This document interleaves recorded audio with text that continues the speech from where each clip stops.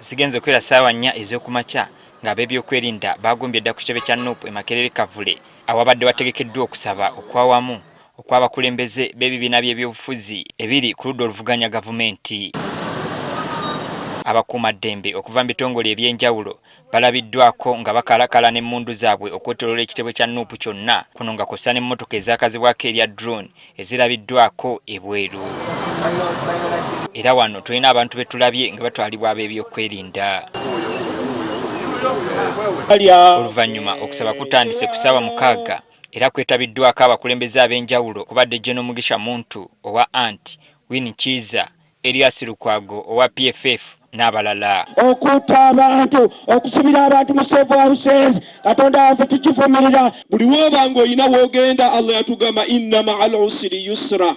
Awali obuzibu wabaawo obwangu. Okusaba kuno kukulembeddwamu Reverend Bobson Musumaali, ng'ono tabadde na bigambo biwoomu eri gavumenti ku by'okusibwa kwa Dr. Kizza Besigye. Pulira muhoozi nga yeewaanawaana, nja kujjako Besigye omutwe, nja kujjako Bobi Wine.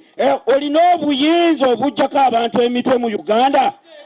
Obuyinza obujjawa? Martha Kaluwa, looya wa Besigye, ategeezezza nti wakuddamu okusaba okulaba ng'afuna ebbaluwa oba layisinsi okusobola okwetaba mu musango gwa Dr. Kizza Besigye oluvannyuma lw'empapula ze okukoma mu kkooti y'amagye eyakomezebwa okwozesa abantu ba bulijjo. I am not going to give up on the fight to release all political prisoners in Uganda, in Kenya and in any other country in East Africa. Akulira oludda oluvuganya mu Paalamenti asabye bannabyabufuzi okwogeza eddoboozi limu ku kunyigiriza okugenda mu maaso mu ggwanga. Tugenda ne tulumagana ekiteetaagisa waawo olw'okubanga ebifo ebimu bye twagala bye bimu naki, naye Katonda atuyambe tutunuulire ate ekiruubirirwa ekinene ennyo bannayuganda bonna kye baluubirirwa. Elias Lukwago akulira ekisinde ki PFF ategeezezza abakulembeze b'ebibiina by'ebyobufuzi eby'enjawulo nti beetegefu okwegatta okusobola okukyusa obukulembeze bw'eggwanga.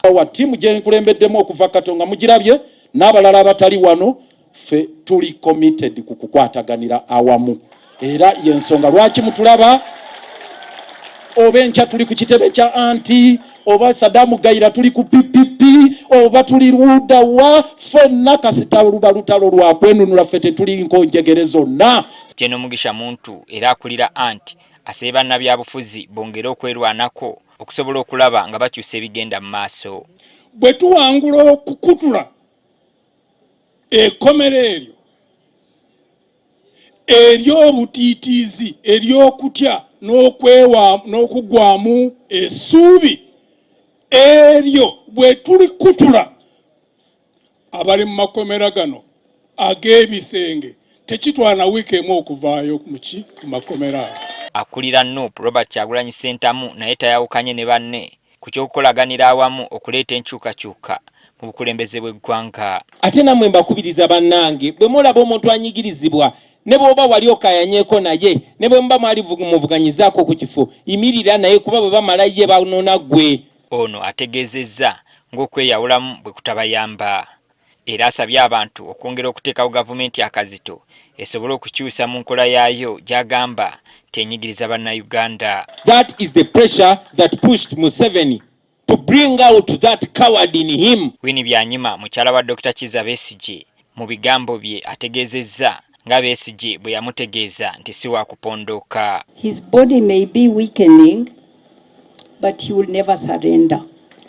Never, never, never. And he tells you never to surrender to. Ono takomye wano era agamba wa kwegatta ku bannayuganda okubanja abantu baba bazze bawambibwa ko n'okusibwako emisango emijweteke. Byanyima asabye abantu obutatiitiira bwe baba baagala enkyukakyuka ey'omuggundu mu bukulembeze bw'eggwanga. Newankubadde nti ali ruthless, abavubuka mutuyambe abavubuka n'omutukulembera mugende mu maaso, naffe weetuli tujja mujjawo. Talonga luwedde